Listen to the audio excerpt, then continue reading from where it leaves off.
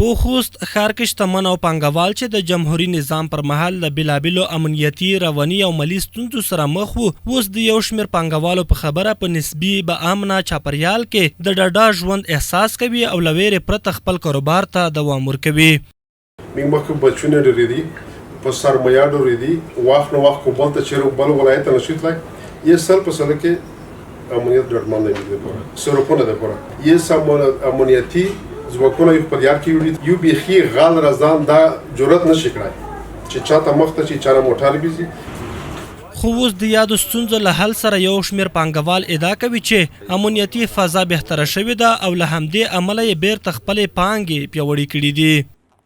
پیسې انتقالوي د یوه ځای نه بل ځای ته ان که د یوه ولایت نه بل ولایت ته وي هم کومه ستونزه نه وي، ډېر په ډاډه زړه او په ډېر امنیت فضا کې انتقالېږي پیسې.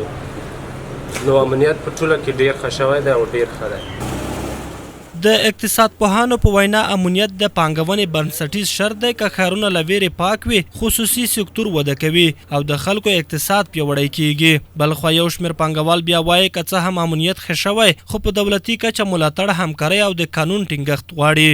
اوس دغه مسله بیخي ختمه شوې ده، ټول تجاران صرافان په ډاډه زړه باندې خپل کار کوي او دغه ګواښونه او دغه نور تهدیدات زموږ په وړاندې موجود نه دي. موږ صرافانو ته لکه د اجرااتو دپاره یو مشخص ځای وټاکل شي چې موږ دغه خپل ورځني کارونه په یو ځای کې ترسره کړو.